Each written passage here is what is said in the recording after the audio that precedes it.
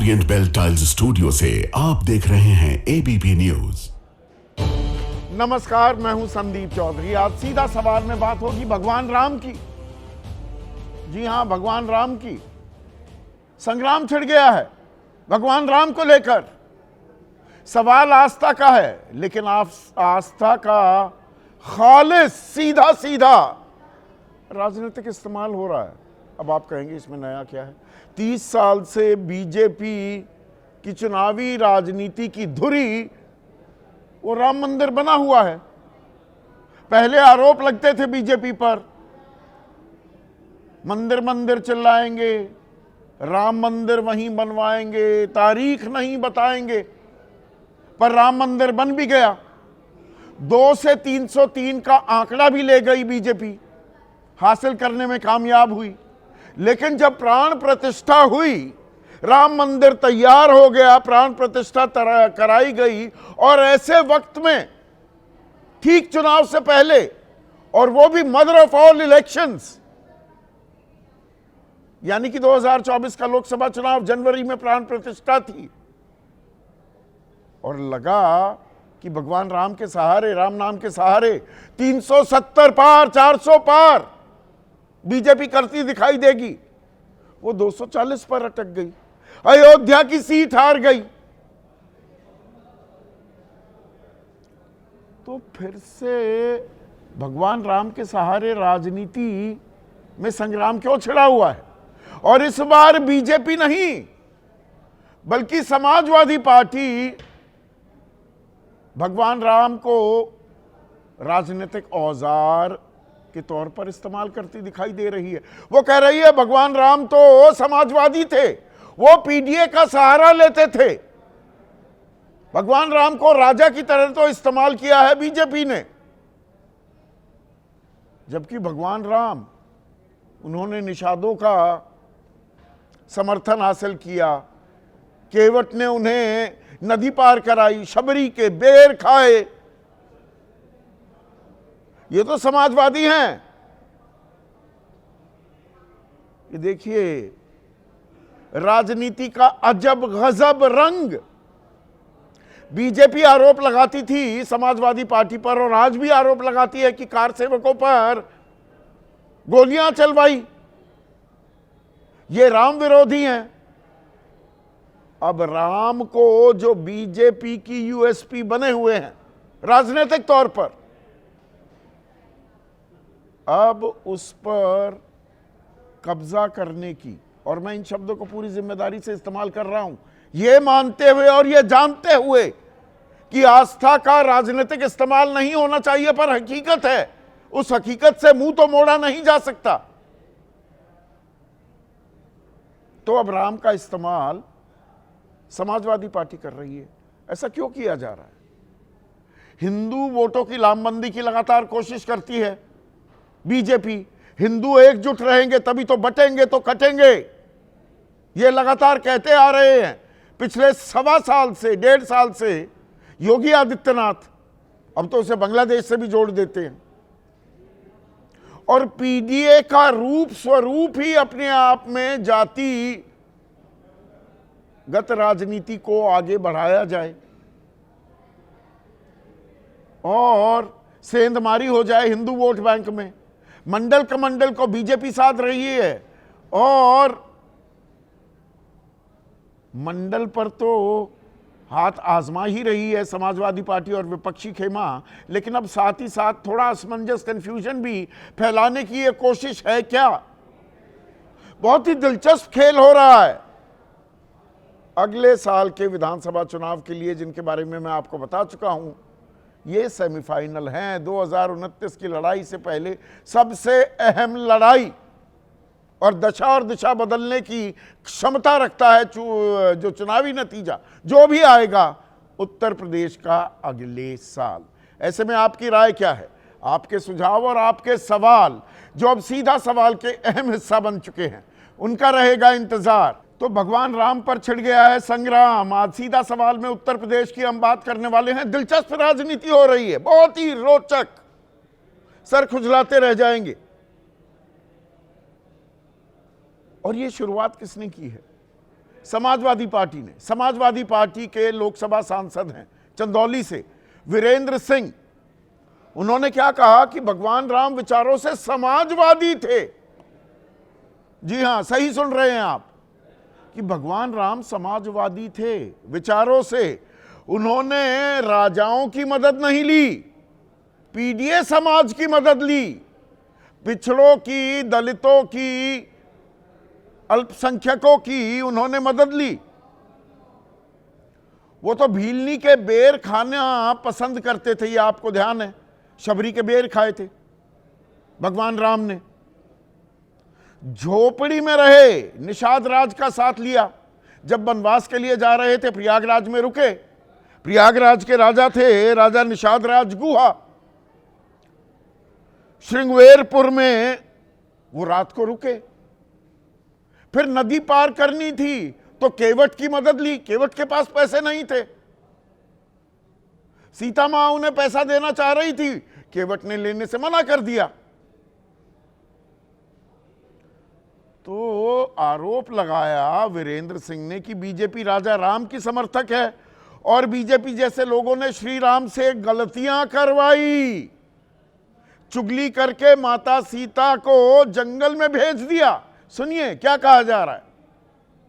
वो विचारों से समाजवादी थे, वो भिलनी के बेर खाना पसंद किए, झोपड़ी में रहना पसंद किए, हमारे निषाद समाज से समर्थन लिए, गुहा से, और उसको मित्र बनाया। तो जो ऐसे लोगों को मित्र बनाता है, ऐसे लोगों को सम्मान देता है, वो समाजवादी है, नहीं तो है क्या। भारतीय जनता पार्टी जो राम की समर्थक है, वो राजा राम की समर्थक है, और राम के उस रूप के समर्थक है जब राजा राम अयोध्या में पुनः लौट करके आए और राजा के रूप में विराजमान हुए, और उनसे इन्हीं लोगों ने गलतियां कराई, माता सीता को वनवास भेजवाया। यही भारतीय जनता पार्टी जैसे लोग जो है वो चुगली किए थे, तो इसलिए हुआ था। तो समाजवादी पार्टी के इस नए राजनीतिक पैंतरे से बीजेपी जाहिर सी बात है हमलावर है। भाई भगवान राम को तो अपनी राजनीतिक रणनीति का यूएसपी बना रखा है। 30 साल से ज्यादा का वक्त हो गया, बीजेपी ने धुरी है उनकी राजनीतिक रणनीति की। तो यूपी में प्रदेश अध्यक्ष जो हैं, जो कुछ दिनों पहले तक केंद्रीय मंत्री भी हुआ करते थे, पंकज चौधरी, वो कह रहे हैं कि पहले ये पीडीए का फुल फॉर्म तो बता दें। कभी पी फॉर पिछड़ा होता है तो कभी पी फॉर पंडित बन जाता है, ए फॉर अल्पसंख्यक होता है, कभी ए फॉर अनुसूचित जाति हो जाता है। तो ये करना क्या चाह रहे हैं? पीडीए ये दिखावटी है। बीजेपी सभी समुदायों को साथ लेकर चलती है, और जो बिहार के नतीजे थे वो इस बात को दर्शाते हैं। जबकि केशव प्रसाद मौर्य उप मुख्यमंत्री हैं उत्तर प्रदेश में, वो कह रहे हैं वीरेंद्र सिंह को हीरो मत बनाइए, वो हीरो बनने लायक नहीं है, वो राम के बारे में बोलने से पहले रामद्रोही पार्टी से इस्तीफा दें। अब रामद्रोही होने का आरोप तो लगातार बीजेपी लगाती रही है समाजवादी पार्टी पर, और इसके पीछे वजह यह है कि जब राम मंदिर का आंदोलन हो रहा था तो गोलियां तो चलवाई थी, ये तो हकीकत है। 30 अक्टूबर और 2 नवंबर को मुलायम सिंह यादव की सरकार थी, मैं 1990 की बात कर रहा हूं। 28 लोगों की जान चली गई थी, कार सेवकों पर गोलियां चलवाई गई थी, और मुल्ला मुलायम जैसे शब्द भी इस्तेमाल किए गए थे, उस संज्ञा से नवाजा गया था। बीजेपी ये राजनीतिक आरोप लगा रही थी समाजवादी पार्टी पर, और लगाती आई है पिछले 3-3.5 दशकों से। उधर संजय निषाद केंद्रीय मंत्री हैं, आज मेरे कार्यक्रम में हिस्सा भी लेने वाले हैं। वो कहते हैं जब ये लोग कहते हैं कि भगवान राम समाजवादी थे, तो फिर राम मंदिर बना तो वहां क्यों नहीं गए, दर्शन क्यों नहीं किया? ये मैंने शुरुआत में प्राण प्रतिष्ठा का जो जिक्र किया था, तब समाजवादी के लोग नहीं गए थे, लेकिन अब अवधेश प्रसाद जो अयोध्या से ही सांसद भी हैं, वो तो गए हैं, वो राम मंदिर दर्शन करने पहुंच गए। हाल ही की बात है। और अभी 25 नवंबर को, 1.5 महीना पहले, अखिलेश यादव ने एक्स पर लिखा, पूर्णता ही पूर्णता की ओर ले जाती है। ईश्वरीय प्रेरणा से इटावा में निर्माणाधीन श्री केदारेश्वर महादेव मंदिर के पूर्ण होने पर अन्य मंदिरों के दर्शन का संकल्प भी पूर्ण करेंगे। यह मंदिर की भी पॉलिटिक्स हो रही है। इटावा में लायन सफारी के बिल्कुल ठीक सामने केदारेश्वर धाम बन रहा है, उसकी शुरुआत कर दी थी ये तो 2020 में, वो तैयार होने वाला है। ममता बनर्जी भी एक मंदिर बनवा रही हैं, जगन्नाथ मंदिर दीघा में। तो अब अखिलेश यादव कह रहे हैं मैं भी जाकर दर्शन करूंगा। और पिछले कुछ सालों में अखिलेश की राजनीति पर अगर हम नजर डालें तो वो सॉफ्ट हिंदुत्व का कार्ड तो खेलते आए हैं। कुंभ में डुबकी लगाई थी पिछले साल, आपको ध्यान होगा, 11 डुबकियां लगाई। नैमिष धाम गए 2023 में, 2 दिवसीय प्रशिक्षण शिविर किया था, यह लोकसभा चुनाव से पहले। अक्टूबर 2022 में परिवार के साथ मथुरा वृंदावन पहुंचे थे। और आजकल तो कह रहे हैं भगवान कृष्ण लगातार रोज मेरे नींद में आ रहे हैं, मेरे सपने में आ रहे हैं, कह रहे हैं सरकार बनने वाली है, समाजवादी पार्टी की सरकार बनेगी। तो अयोध्या, मथुरा, काशी जो राजनीति बीजेपी करती है, वही राजनीति,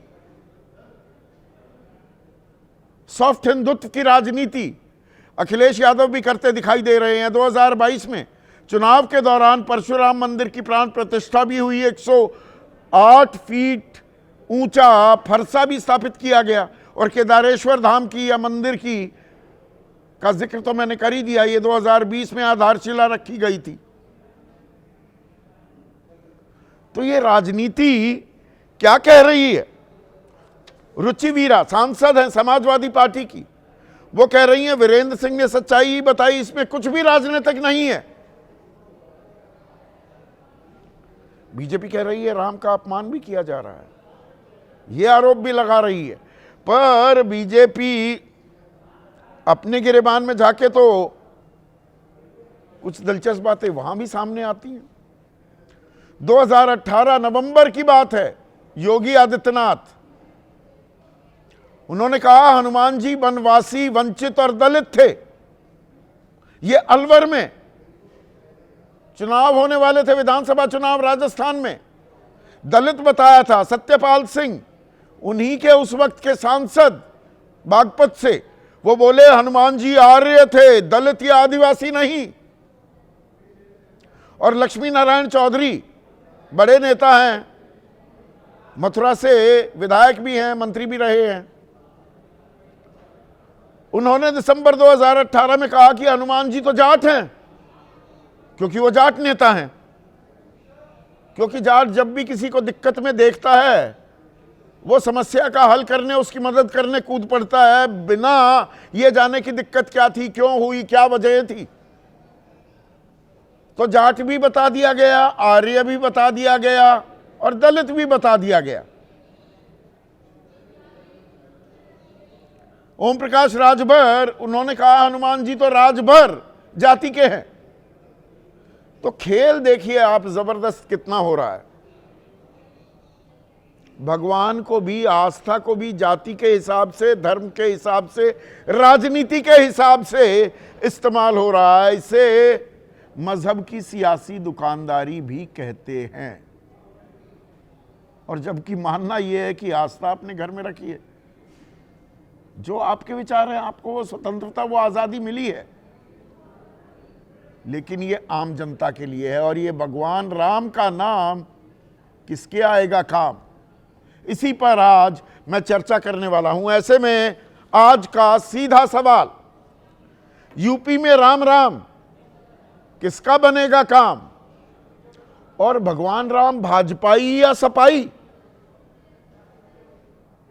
अब आलम तो यही हो गया है ना दर्शकों, अब पार्टी के राम हो गए, किसी एक पार्टी के हैं, तो अलग अलग पार्टियों के अलग अलग भगवान बनेंगे। आने वाले दिनों में वो दिन भी दूर नहीं है।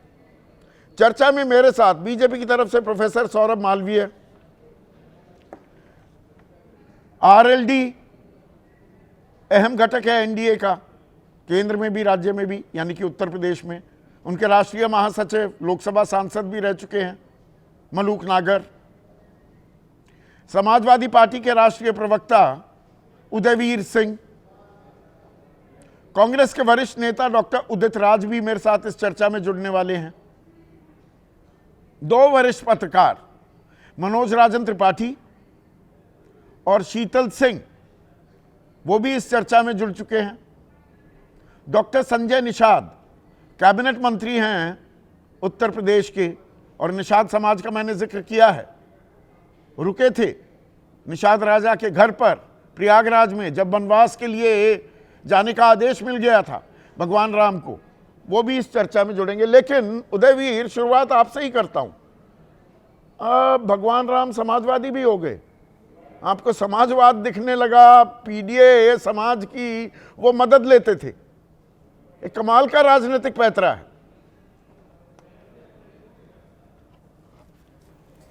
नहीं, ये राजनीतिक पैतरा नहीं है, लेकिन मर्यादा पुरुषोत्तम भगवान श्री राम का जो पूरी जीवन रामायण में जो चित्रित है या जो हम लोग जानते हैं, अगर उसकी व्याख्या करें कि वो वैचारिक रूप से किस तरह का शासन के पक्ष में थे, किस तरह की समाज की व्यवस्था के पक्ष में थे, तो आप इसमें बहुत सारे लोगों ने पीएचडी किए हैं, रिसर्च किए हैं। बहुत सारे देश के मशहूर कथावाचक और विचारक जो भाजपा के नज़दीक हैं आजकल, वो भी इसकी व्याख्या करते हैं कि राम राज्य में किस तरह का टैक्सेशन था। ये रामायण में चित्रित है कि किस तरीके से संपन्न लोगों से टैक्स लेना चाहिए। टैक्स संपन्न लोगों से इस तरह से लेना चाहिए जैसे सूरज पानी लेता है एवापोरेशन के हिसाब से, और जब वर्षा होती है सबको राहत मिलती है, ऐसे बांटना चाहिए सरकार को। उन्होंने जहाँ जहाँ गए उन्होंने किसी को छोटा नहीं समझा, सबको जो उनसे मिला, चाहे शबरी से मुलाकात हुई, जितने भी लोग थे, भील, कोल, वानर, केवट, जटायु, जितने भी लोग थे जो मिले, उनकी क्षमता के हिसाब से उनकी मदद ली, उनका सहयोग किया, उनको पहचान दी, उनके साथ अपने को एसोसिएट किया। तो अगर उनके कृत्य जो बताए गए हैं, जो उनको एक आदर्श व्यक्ति बताते हैं, उन पे आप विचार करेंगे तो आप पाएंगे कि ये विचारधारा न सामंती है, न ये उद्योगपतियों की मदद वाली है, ये समाजवादी व्यवस्था है जिसको हम संवैधानिक रूप से आज बात करते हैं। उदयवीर, अगर कोई व्यक्ति ये समझते भगवान राम के किसी कृत्य को इसमें इतनी देर क्यों कर दी? वो 2 साल पहले जनवरी में यही महीना था, प्राण प्रतिष्ठा थी, राम मंदिर आकार ले रहा था, गए क्यों नहीं? बिल्कुल बिल्कुल सही सवाल पूछा। भगवान राम के दर्शन करने क्यों नहीं गए? देखिए, हाँ, वो भी बात है। वे भगवान राम को और मंदिर को एक पॉलिटिकल प्रोजेक्ट बना लिया भाजपा ने। हम शुरू से कहते थे जो सुप्रीम कोर्ट आदेश करेगा हम मानेंगे। कोर्ट के आदेश से बना, ट्रस्ट बना रही है, बीजेपी अपना प्रोग्राम बना ली। कौन जाएगा कौन नहीं जाएगा ये तय किया। देश के राष्ट्रपति को नहीं बुलाया, जो भाजपा के ही सदस्य नहीं, उनका सम्मान नहीं है। क्यों नहीं बुलाया बताते नहीं। जाति की वजह से नहीं बुलाया, पद की वजह से नहीं बुलाया, मोदी जी से बड़ा पद था उनका इसलिए नहीं बुलाया। मोहन भागवत नहीं गए, और हम लखनऊ में जहाँ यज्ञ में गए वहाँ एबीपी वाले भाषण नारा लगाने के लिए, विरोध करने के लिए खड़े हो गए। तो हमको हम जाएंगे तो हमारा विरोध करने खड़े हो जाएंगे, क्योंकि ये विवाद को पैदा करना चाहते हैं भगवान राम के नाम से। और अगर हम नहीं जाएंगे तो कहेंगे ये क्यों नहीं गए। अरे भाई, अगर आप सिंसियरली ये बात महसूस करते हो कि हम क्यों नहीं गए, तो जो नहीं गया, देश के राष्ट्रपति से लेकर मोहन भागवत तक, पहले अपने घर में पूछ लेते। हमारा अपना आस्था विश्वास है। चित्रकूट में 2 बार शिविर हुआ हमारी पार्टी का, दोनों बार माननीय अखिलेश यादव जी ने अपने आस्था और विश्वास के हिसाब से कामतगिरी पर्वत की परिक्रमा की। मैंने की एक बार तो उनके साथ। तो हमारी अपनी आस्था विश्वास है, जहाँ जब हमें ज़रूरत पड़ेगी तो जाएंगे, जब हमें महसूस होगा हमें जाना चाहिए तो जाएंगे। किसी के राजनीतिक प्रोग्राम को हम क्यों बिगाड़ने जाएं कि हम जाएं, उन्हें हमारे खिलाफ नारा लगाना पड़े। भगवान तो कण कण में, हर मंदिर में है, दर्शन करना होगा वहां कर लेंगे। मेरा मंदिर तेरा मंदिर क्या होता है इस पे? मेरा मंदिर तेरा मंदिर क्या होता है? और कार सेवकों पर जो ये गोलियां चली थी 30 अक्टूबर और 2 नवंबर का मैंने जिक्र किया 1990 का, 28 कार सेवकों की मौत भी हो गई थी। आपने एकदम सही सवाल आप पूछ रहे हैं। कार सेवकों पे गोलियां चली, वो उत्तर प्रदेश के मुख्यमंत्री की जो भी संवैधानिक जिम्मेदारी थी, वो कल्याण सिंह जी की भी जिम्मेदारी थी। अगर उन्होंने नहीं की तो उन्होंने सुप्रीम कोर्ट में तो माफी मांगी ना, गलती अपनी स्वीकार की। और जिसने गोली चलाने का आदेश दिया लिखित में, वो तो राम मंदिर ट्रस्ट का अध्यक्ष है इस समय। तो अगर वो जो घटना हुई वही भाजपा के लिए महत्वपूर्ण घटना थी, का जिक्र कर रहे हैं। अभी प्रधानमंत्री मोदी, एक सेकंड उदयवीर, अभी प्रधानमंत्री मोदी भी संबोधित कर रहे हैं, सुनते हैं क्या कह रहे हैं प्रधानमंत्री मोदी। युवा पीढ़ी पर बहुत ज्यादा विश्वास रहा है।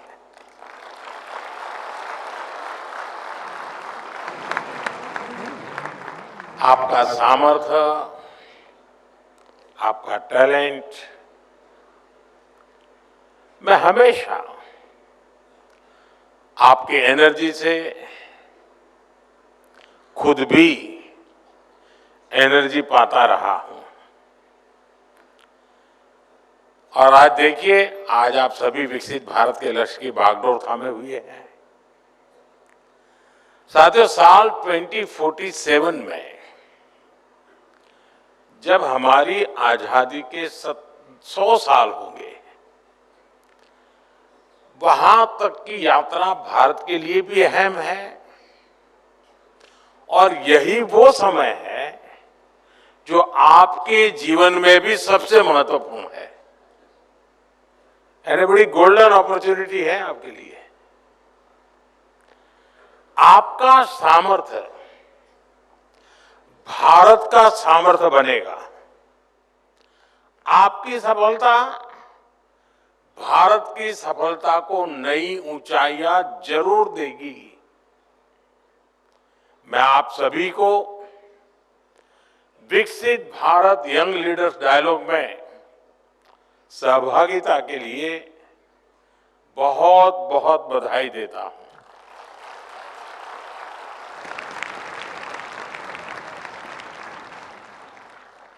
मैं इस विषय पर आगे विस्तार से बात जरूर करूंगा, लेकिन पहले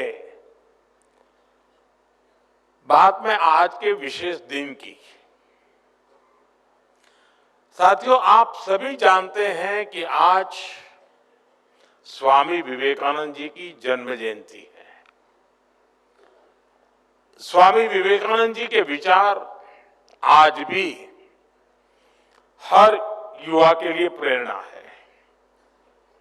हमारे जीवन का लक्ष्य क्या है?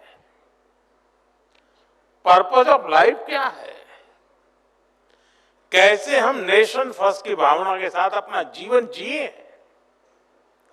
हमारे हर प्रयास में समाज का, देश का हित हो, इस दिशा में स्वामी विवेकानंद जी का जीवन हम सभी के लिए बहुत बड़ा मार्गदर्शक है, प्रेरक है। स्वामी विवेकानंद का स्मरण करते हुए हर साल 12 जनवरी को हम राष्ट्रीय युवा दिवस मनाते हैं। और उन्हीं की प्रेरणा आज 12 जनवरी को विकसित भारत यंग लीडर डायलॉग के लिए चुना गया है। साथियों, मुझे खुशी है कि बहुत ही कम समय में विकसित भारत यंग लीडर्स डायलॉग इतना बड़ा प्लेटफॉर्म बन गया है।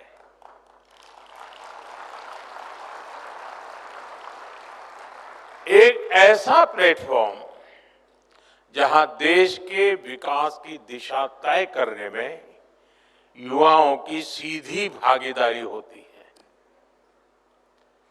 करोड़ों नौजवानों का इससे जुड़ना, 50 लाख से अधिक नौजवानों की रजिस्ट्री, 30 लाख से अधिक युवाओं का विकसित भारत चैलेंज में हिस्सा लेना, देश के विकास के लिए अपने विचार शेयर करना, इतने बड़े स्केल पर युवा शक्ति का एंगेज होना अपने आप में अभूतपूर्व है।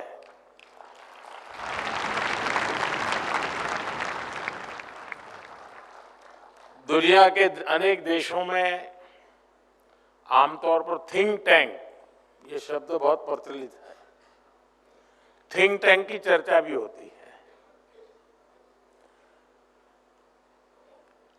और उस थिंक टैंक का प्रभाव भी बहुत होता है।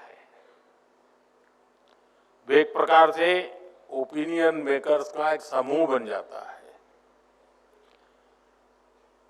लेकिन शायद आज जो मैंने प्रेजेंटेशन देखे और जिस प्रकार से चर्निंग होते होते आप लोगों ने यहां तक चीजें लाए हैं, मैं समझता हूं कि ये अपने आप में ये इवेंट इंस्टीट्यूशनलाइज तो हुआ है, एक अपने आप में दुनिया में अनोखी थिंक टैंक के रूप में उसने अपनी जगह बना ली।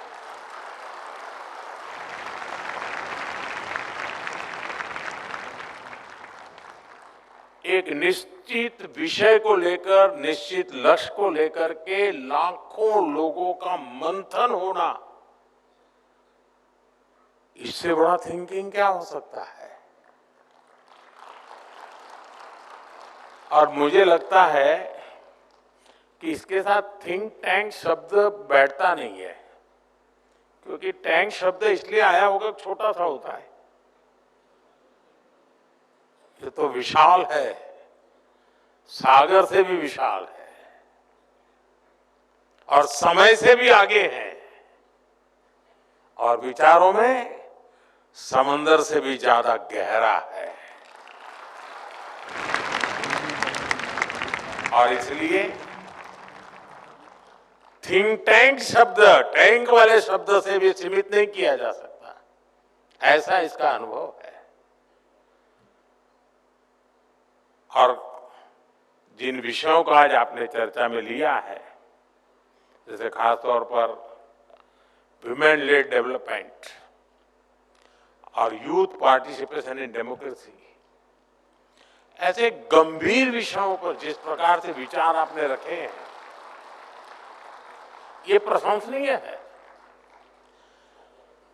थोड़ी देर पहले आपने यहां जो प्रेजेंटेशन रखे, अलग अलग थीम्स को लेकर प्रभावी बात रखी है, ये दिखाता है कि हमारी अमृत पीढ़ी विकसित भारत के निर्माण के लिए कितनी संकल्पित है।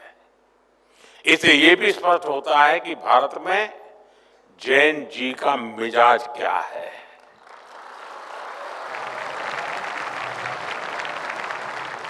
भारत का जैन जी कितनी क्रिएटिविटी से भरा हुआ है। मैं आप सभी युवा साथियों को, मेरा युवा भारत संगठन से जुड़े सभी नौजवानों को इस आयोजन के लिए और इसकी सफलता के लिए मैं बहुत बहुत बधाई देता हूं, आप सबका अभिनंदन करता हूं। साथियों, मैंने जब अभी आपसे बातें शुरू की तो 2014 का जिक्र किया था। तब यहां बैठे ज्यादातर युवा 8-10 साल के ही रहे होंगे, अखबार पढ़ने की उनकी आदत भी नहीं डेवलप हुई होगी। तो वापस चर्चा पर आते हैं। बात हो रही थी आस्था की, आस्था के राजनीतिक इस्तेमाल की, किस तरह से भगवान राम भाजपाई हैं या सपाई, इस पर एक संग्राम छिड़ा हुआ है उत्तर प्रदेश में। अभी मैं समाजवादी पार्टी के राष्ट्रीय प्रवक्ता से बात कर रहा था। अब मेरे साथ केंद्रीय मंत्री हैं उत्तर प्रदेश में, डॉक्टर संजय निषाद, वो भी जुड़ गए हैं। और डॉक्टर संजय निषाद ने सवाल पूछा था कि भाई राम मंदिर जब प्राण प्रतिष्ठा हो रही थी तब नहीं गए, राजनीतिक इस्तेमाल करोगे। चुनाव से पहले जो साधु संत बता रहे थे कि भाई ये तो वक्त ही गलत है, अधूरा मंदिर था, प्राण प्रतिष्ठा आपने करवा दी, कोई ना जाए तो ना जाए। शंकराचार्य कह रहे थे ना कि ये वक्त तो सही नहीं है, ये गलत वक्त पे किया जा रहा है प्राण प्रतिष्ठा को, पर उस टाइम चुनाव सर पर थे, वरना मॉडल कोड ऑफ कॉन्डक्ट आ जाता, आदर्श आचार संहिता आ जाती आड़े। तो राजनीतिक इस्तेमाल में क्यों जाए कोई भाई? डॉक्टर साहब,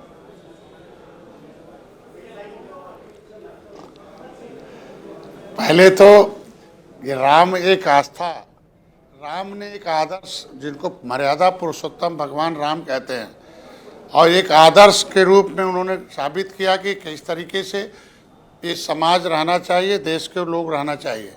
उन्होंने निकले तो अपने पिताजी के आदेशों का पालन किया। उन्होंने अपने उस गद्दी को, राजा बनने को छोटा समझा, आदेश को बड़ा समझा और बन गए। अपने बड़े भाई निषाद राज से मिले और वहाँ रात्रि विश्राम किया, उन्हें सेना दिया, गंगा पार किया, रावण को खत्म किया। वहाँ मिले कौन? कमजोर सुग्रीव, बाली को नहीं, गले लगाए कमजोर को।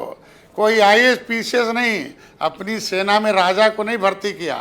कौन किया? जो जंगल में रहने वाले जंगली जो भी कमजोर लोग थे उनको इकट्ठा किया। उनसे लोगों को राजनीति सीखना चाहिए और ये रास्ता गए। तो और यही फिर तो कह रहे हैं समाजवादी पार्टी मैं कह रहा हूं वाले। आज के दिन में डॉक्टर संजय निषाद यही तो कह रहे हैं कि वो तो समाजवादी विचारधारा के थे, राजाओं की तरह उनका बर्ताव था ही नहीं, आचरण था ही नहीं। वो निषाद राजा के घर पर भी रुक सकते थे, केवट से नदी पार की, पैसे नहीं वो लेने को तैयार हुए केवट। वो शबरी के बेर, एक भील महिला के, भीलनी के बेर खाने को तैयार, वानर सेना की मदद लेने को तैयार। तो वो तो समाजवादी विचारधारा ही हुई ना। वो तो गरीब पिछड़े के साथ, पीडीए के साथ थे। तो समाज तो आखिर ये समाजवादी सोच वाले लोग क्यों नहीं निषाद राज किले पर जा रहे हैं? क्यों नहीं कभी दर्शन किया निषाद राज का? क्यों नहीं एक ईंट दिया उन्हें? भाई क्यों नहीं? क्यों राम मंदिर बनने में रोड़ा बने? क्यों नहीं वो ईंट पहुंचा दिया? ठीक है, सुप्रीम कोर्ट का विवाद था, सुप्रीम कोर्ट ने आदेश कर दिया, तो सुप्रीम कोर्ट के आदेश को माना। वो तो ये कह रहे हैं राजनीतिक इस्तेमाल भगवान का होना नहीं चाहिए, वो तो ये कह रहे हैं। योगदान क्या किया? नहीं, मैं कह रहा सुप्रीम कोर्ट ने आदेश दिया, ट्रस्ट बनवा रहा मंदिर, तो क्या योगदान दिया? एक आध ईटा दिया, एक आध रुपया दिया, नहीं, ईंट किले दे पर दिया, निषाद समाज को अनुसूचित जाति का दर्जा दे दिया। डॉक्टर साहब, तब से ये लड़ाई लड़ रहे हैं, बीजेपी ने दे दिया वो दर्जा। ईंट देने से क्या होता है? अरे मैं कह रहा हूँ यही पहचान ही देने को तैयार नहीं, आपकी पहचान छीन रखी है। समाजवादी में अगर सब कुछ,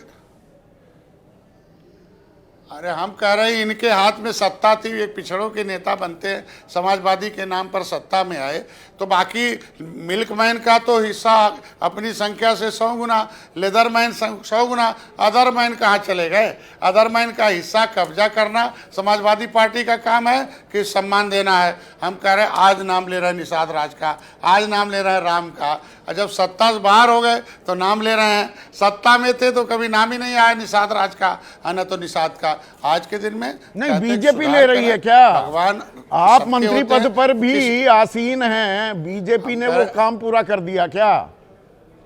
सवाल वहां है, विपक्ष को ही कोसते रहेंगे। आज के दिन में हम कह रहे हैं कि नहीं, हम उनको कोस नहीं रहे हैं, उन्हें धन्यवाद दे रहे हैं कि वो जो काम वो नहीं किए, डॉक्टर संजय उसको आवाज़ बने, आज मोदी तक पहुंचाई। योगी जी पहले मुख्यमंत्री हैं जिन्होंने पहल की, जो भाषण देते थे जब सांसद में थे तो उन्होंने लिख के दिया लेखपालों के लिए वो अधिसूचना जारी हुई जहां उनको 27% पिछड़ों को आरक्षण मिलना चाहिए था, वो मिलता है 18%। आपका आरक्षण तो हर जगह खा रही है सरकार, और आप कह रहे हैं कि नहीं काम बड़ा अच्छा हो रहा है। उसको रिपेयर कर दिया। नहीं, लेखपाल की भर्ती में फिर 27% हुआ, नया गजट तो जारी हुआ ना। नहीं, ये पर ये खुराफात कौन कर रहा था? ये अनदेखी कौन कर रहा था? पिछड़ों का हक कौन मार रहा था?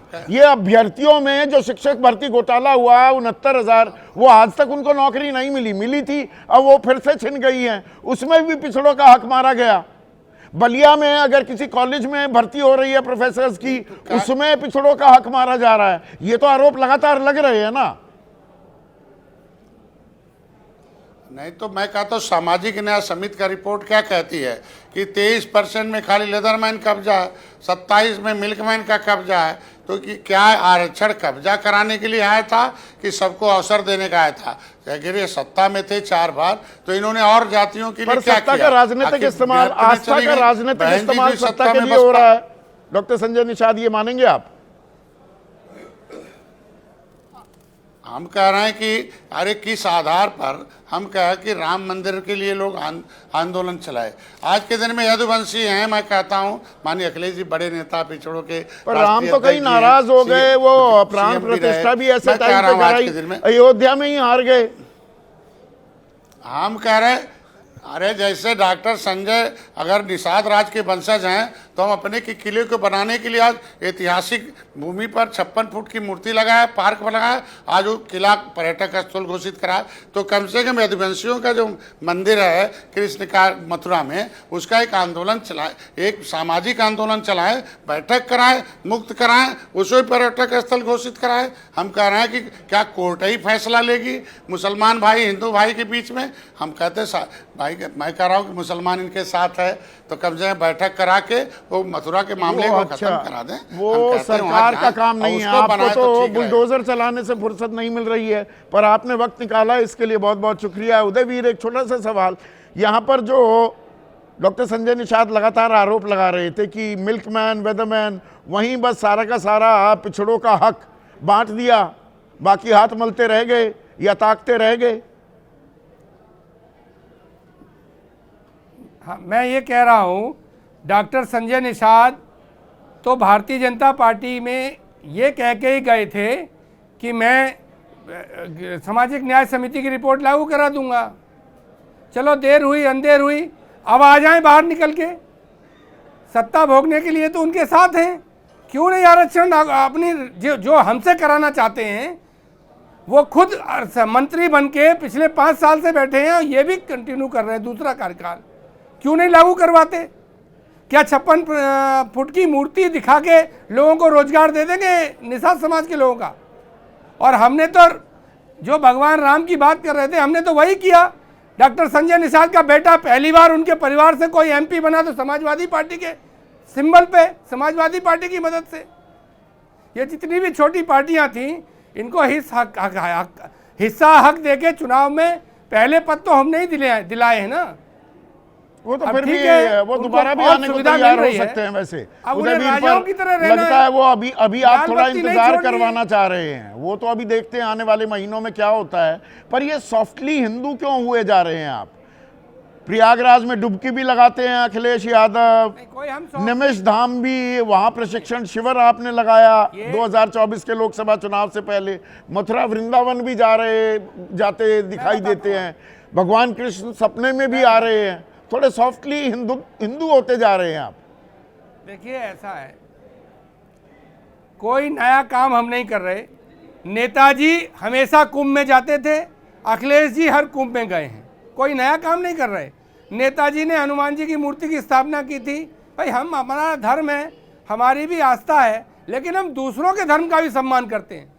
हम लोग जैसे ही भारतीय जनता पार्टी ये चाहती है कि कोई हम हमेशा एंटी हिंदू दिखें, इससे दिखाने का बहुत बड़ा एक प्रोजेक्ट उन्होंने चलाया है लगातार, हमको एंटी हिंदू साबित करने का। जब वो उनका पूरा नहीं होता तो उन्हें लगता है हम सॉफ्ट हिंदुत्व कर रहे हैं। मैं तो दावे के साथ कह रहा हूं कोई नया काम नहीं कर रहे। आप दावे के साथ कह रहे हैं कोई नया काम नहीं है, ये पुरानी यही सोच है, विचारधारा है, हिंदू विरोधी कतई नहीं है। पर ये लड़ाई अब इसी बात पर हो गई है ना कि भगवान राम भाजपाई हैं या सपाई। मतलब भगवान राम को इस लेवल पर भी ला दिया गया है क्या? प्रोफेसर सौरभ मालवीय। देखिए संदीप जी, राम भारत राष्ट्र के मंदिर है, राम भारत की पहचान है, राम भारत की सुबह शाम है, राम विश्वास है, आस्था है। और ऐसे भगवान, ऐसे राम जो भारत के जनमन में बसते हैं, रहते हैं, उनके होने का प्रमाण मांगने वाले राम भक्तों पर गोली चलाने वाले आज भी उनके हाथ सूखे नहीं है उस रक्त से। ऐसे लोगों की आत्मा आज धिक्कार रही होगी। और वीरेंद्र सिंह को आप संदीप जी एक डिबेट करेंगे, मैं दावे के साथ कह रहा हूं, वीरेंद्र सिंह के खिलाफ एक फतवा जारी करेंगे कि राम का नाम मेरे दल में रहते कैसे ले लिए, मेरे दल में हो, राम को अपना बता रहे वो हो। तो साथ में है तो- अभी, वो तो कह रहे हैं गलत क्या किया है, गलत क्या नहीं, बोले वही हैं। मैं बता रहा हूं। आज ये बोल रहे हैं, आज आप इनके पास सवाल का जवाब नहीं है, आज ये दिखाने लायक नहीं है समाज में। राम के होने का प्रमाण मांगने वाले आज क्या बोलेंगे? राम मंदिर भी बन गया, राम की प्राण प्रतिष्ठा भी हो गई, भारत की आस्था वो भी पहचान आधे अधूरे सनातन मंदिर में की गई, नहीं, सब सही कुछ वक्त हो पर गया। नहीं की इनके गई। पास- वो शंकराचार्य कह रहे थे, मैं ये कर्म कांडों के बारे में कम जानकारी रखता देखिए, हूं, नहीं, जिस सत्य बारे की में भगवान- जानकारी पूरी नहीं होती मैं नहीं बोलता हूं। राम- तो शंकराचार्य कह रहे थे ये तो गलत वक्त पर कर दिया। दुनिया के हिंदू पंचांग, हिंदू धर्म, हिंदू दर्शन के हिसाब से राम ही सब कुछ है। राम के नाम पर किया हुआ सारा दिन पवित्र दिन है, शुभ दिन है। और राम प्रवेश नगर की जे सब काजा, हृदय राज कौशलपुर राजा, राम के नाम पर निकल जाइए, सारी यात्राएं शुभ हो जाती हैं। तो पर ऐसे में वो तो भगवान- शुभ साबित नहीं हुआ ना। प्राण प्रतिष्ठा आपने सही चुनाव से पहले करवाई थी और उसमें आदर्श आचार संहिता भी कहीं आड़े ना आए। 370 की ताल ठोक रहे थे, 240 पर अटक गए, अयोध्या सीट हार गए। भगवान राम देखिए, नाराज हो गए थे क्या? देखिए संदीप जी, 2014, 2019, 2024 भारतीय जनता पार्टी देश की सबसे बड़ी पार्टी है, प्रचंड बहुमत के साथ तीसरी बार सरकार है, केंद्र में सरकार है, राज्य में सरकार है, अन्य राज्यों में 21 राज्यों में सरकार है। ऐसे में ताल ठोकने जनता का आशीर्वाद है। लेकिन राम के होने के प्रमाण मांगने वाले इन लोगों के प्रति, इन लोगों को भारत की जनता, उत्तर प्रदेश की जनता पहचानती ये है राम कि के होने का प्रमाण मानने वाले और राम का राजनीतिक इस्तेमाल करने वाले, यानी कि आप लोग, उसके बारे में भी कुछ बोलेंगे? संदीप जी, भारतीय जनता पार्टी और भारत का प्रत्येक व्यक्ति राम को अपना आराध्य मानता है, राम को अपना राम के अस्तित्व के साथ जीता है। ऐसे में तो भगवान राम की समाजवादी सोच नहीं थी? पिछड़ों के साथ वो थे, वो शबरी के बेर खाए, केवट की नाव में गए, उसी निषाद राजा के घर रहे। बिल्कुल सही संदीप जी, आपने मेरे मन की भी बात कह दी। संदीप जी, ये जो बात है ना, यही तो सबका साथ सबका विकास है, यही तो अंत्योदय है, समाज के अंतिम व्यक्ति तक। यही तो दीनदयाल उपाध्याय जी का राष्ट्रपति विचार द्रौपदी मंत्र मुर्मू है, को प्राण मंत्र है। प्रतिष्ठा में न्योता नहीं दिया जाता। 24 घंटे सबका साथ, सबका विकास, सबका विश्वास, सबका प्रयास। सुनिए ना, सीधा सवाल है, बिना लाग लपेट के सवाल है, राष्ट्रपति द्रौपदी मुर्मू को न्योता क्यों नहीं दिया गया प्राण प्रतिष्ठा में आने का? देखिए संदीप जी, राष्ट्रपति की अपनी जो उनके अपने प्रोटोकॉल्स होते हैं, अच्छा। उसके आधार पर उनकी उपस्थिति और उस समय आने का ये वहां से तय होता है। इसका जवाब न सौरभ माल भी दे सकते हैं और न ये, हाँ, कयास लगाया जा सकता है। नहीं, कयास ये लगाया। आपको ताज्जुब नहीं होता? देश की प्रथम नागरिक, उनको न्योता नहीं दिया गया। संदीप जी, मुझे प्रसन्नता होती है कि राम के उसी परंपरा से निकली हुई देश की प्रथम नागरिक राष्ट्रपति है। इस बात की प्रसन्नता और है। उनको न्योता नहीं दिया जाता। यही तो ये राजनीतिक इस्तेमाल, एक सेकंड, राजनीतिक इस्तेमाल हो रहा है क्या? मनोज राजन त्रिपाठी, भगवान राम का मतलब अब भाजपाई हैं या सपाई? लड़ाई यहां पर आ गई है। मुझे लगता है 1528 से लेके 9 नवंबर 2019 तक राम मंदिर और बाबरी एक विवाद था। राम मंदिर एक मुद्दा था, पक्ष के लिए भाजपा के लिए और विपक्ष के लिए बाबरी। अब राम मुद्दा हो गए। समाजवादी पार्टी के कई नेताओं से इस तरीके की बात समझ में आती है, जैसे नरेश अग्रवाल ने कहा था राम नहीं राम है, लेकिन वो भाजपा में रम चुके हैं। इससे पहले, इसके बाद स्वामी प्रसाद मौर्य ने ढोल गवार शूद्र पशु नारी के मुद्दे पर आग भी लगवाई थी, सुंदरकांड के पन्ने भी जलवाए थे, जिसका खामियाजा समाजवादी पार्टी को भी भुगतना पड़ा और स्वामी प्रसाद मौर्य को भी किनारे लगना पड़ा, हाशिए पे आना पड़ा। अब ये एक बयान जारी हुआ है कि वो समाजवादी थे। उधर भारतीय जनता पार्टी लगातार ताल ठोकती है कि राम हमारे हैं, राम हमारे हैं, और राजा राम जो ओरछा वाले हैं उनकी पार्टी है, ये समाजवादी पार्टी का कहना है। लेकिन बात तो सही है ना, राम हमेशा एक मुद्दे में बने हुए हैं और अब विपक्षी पार्टियों को एक बात 2014 से लेकर अब तक एक चीज समझ में आ चुकी है कि बिना हिंदुत्व के अब वो सरकार बनाने के कॉम्बिनेशन और इक्वेशन को कंप्लीट नहीं कर पा रहे। मतलब लिहाजा हिंदुत्व कार्ड एक को soft- इग्नोर नहीं किया जा सकता, या ये जानबूझकर नहीं थोड़ी किया जा कंफ्यूजन, रायता फैलाया जा रहा है कि जाति की राजनीति भी हो, पीडीए की भी हो, और हिंदू जो मानस है उसको भी एड्रेस कर लिया जाए। संदीप जी, ये वही उत्तर प्रदेश है जहां पे बटोगे कटोगे, जहां पर होली में मस्जिद पर तिरपाल ढकी जाती है, जहां पर रहीम नगर पे बुलडोजर चलता है, पंत नगर पे रुकता है आके, वहां पर ये राम हमेशा एक मुद्दा है राजनीतिक। लेकिन जो मैं मुख्य बात आपसे कह रहा हूं कि 2014 के बाद, मतलब अगर जितना मैं स्टडी कर पाया हूं, जितना मैंने पॉलिटिक्स करियर में अपने देखी है, मैंने कभी ये देखा नहीं कि बिना मुस्लिम वोट के, अब 2, 4, 5, 10% की बात नहीं कर रहा, बिना मुस्लिम वोट के कभी सरकार बनी नहीं है। लेकिन अब 2014 के बाद से लेके यूपी में भी अब तक जितनी सरकारें हुई हैं, एक चीज समझ में आ गई है विपक्षी दलों को कि हमको मुस्लिम, हमारा वोट बैंक है, यादव उसमें जुड़ता है आके प्लस होता है, मतलब फिर भी हिंदुत्व हमको कुछ कार्ड हिंदू वोट पूरा का चाहिए। पूरा बीजेपी ही हत्या कर रखे, अब ये नहीं होने देना है। ये और नहीं इसी होने के देना चलते इस तरह का विमर्श अब जानबूझकर छेड़ा जा रहा है। क्या ये थोड़ा असहज करता है आपको मलूक नागर? आपकी विचारधारा भी दरअसल समाजवादी विचारधारा है, पर आजकल आप हिंदू बैंडवैगन पर सवार हैं।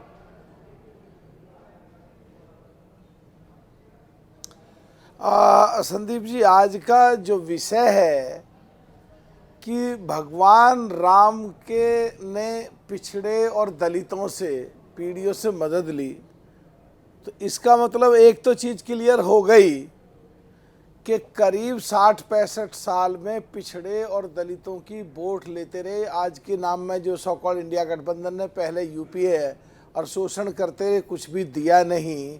और आज अगर देश के संसद में माननीय प्रधानमंत्री कहते हैं मैंने इतने पिछड़े मिनिस्टर बनाए, इतने दलित मिनिस्टर बनाए 17वीं लोकसभा में 2020 में, तो अब उसकी नकल शायद करके पीडीए जो निकल के आया, एक चीज़ तो क्लियर हो गई कि अब पिछड़े और दलितों की हर जगह पूछ है। उसे भगवान राम से जोड़ो, चाहे आज के परिवेश पीडीए से जोड़ो, चाहे माननीय प्रधानमंत्री जी के भाषण से जोड़ो, चाहे माननीय प्रधानमंत्री की नकल करके ये मंडल कमंडल के घालमेल की राजनीति है क्या? आपने मंडल और कमंडल साध लिया था, मंडल को वापस लेता दिखा 2024 के चुनाव में विपक्षी खेमा। अब वो कमंडल में भी सेंधमारी कर रहा है कि भाई हिंदू बनकर वोट ना हो, जाति के आधार पर वोट हो, इसलिए जात की बात आ रही है।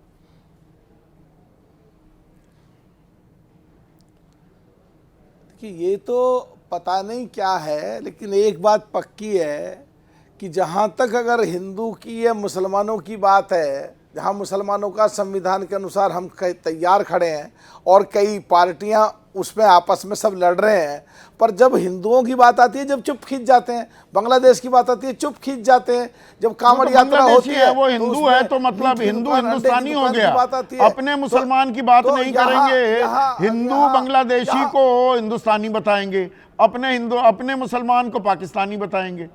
ये कहाँ की राजनीति है? मेरी बात संदीप भाई एक लाइन बीच में छोड़ दी, जब ये कांवड़ यात्रा चलेगी तो अंडों की दुकान और मीट की दुकान की वकालत करेंगे सो कॉल्ड इंडिया गठबंधन के लोग। जब मुसलमानों के लिए हम कर रहे हैं तो ये क्यों नहीं कहते? इस वजह से इनसे दूर जा रहे हैं और वो चंक बीजेपी को या एनडीए को मिल रहा है। और ये चुनाव के टाइम पे यज्ञोपवीत जनेऊ मंदिरों में पहनेंगे तो इनको ये लग गया है कि इसके बगैर कोई चारा नहीं है। ये आप वाजिब आरोप लगा रहे हैं शीतल। क्या विपक्ष ये चुनावी हिंदू भी बनते जा रहे हैं? राहुल गांधी पर भी ये आरोप लगे, जनेऊधारी बन गए, सोमनाथ जा रहे थे, हनुमानगढ़ी गए, राम मंदिर तो खैर नहीं गए, पर ये चुनावी हिंदू बन रहे हैं। ये आरोप और चस्पा होगा विपक्ष पर या ये सोची समझी रणनीति है? नहीं, ये बिल्कुल ये सोची समझी रणनीति नहीं है।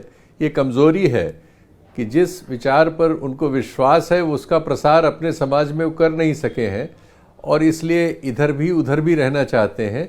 ये प्लैंक बीजेपी का है, उसने धर्म को राजनीति में ढंग से वेपनाइज किया है और उसमें भी डिमिनिशिंग रिटर्न्स, मतलब जैसे परिणाम की अपेक्षा या उम्मीद बीजेपी लगाए बैठी थी, वो अब मिलने भी बंद हो गए हैं। ये विपक्ष बीजेपी की ही ट्रैप में फंस रहा है क्या? सही बात है,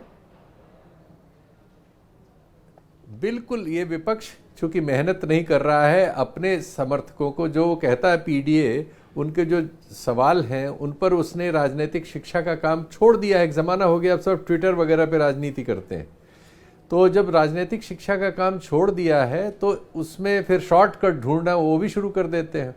उसमें से एक ये है कि हम भी नज़र आए कि भाई हम आरोप जो उनके ऊपर है उसका प्रतिकार करने में असफल होने पे स्वीकार कर लेते हैं कि नहीं नहीं हम भी हैं, हमें भी मानो, तो हम भी डुबकी लगा रहे हैं, हम भी जा रहे हैं, हम मंदिर बनवा रहे हैं।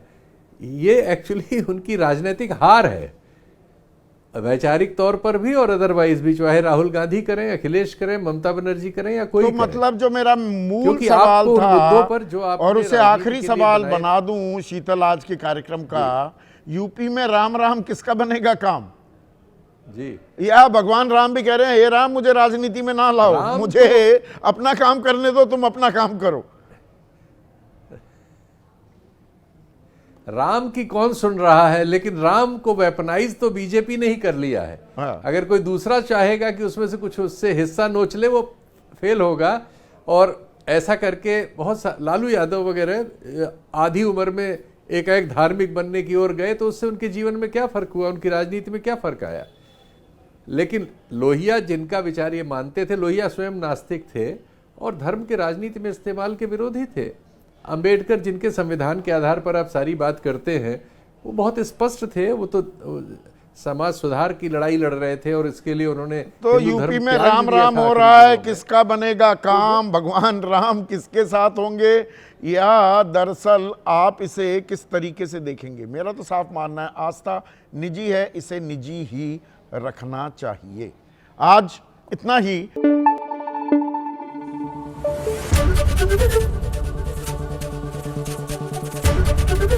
एबीपी न्यूज आपको रखे आगे।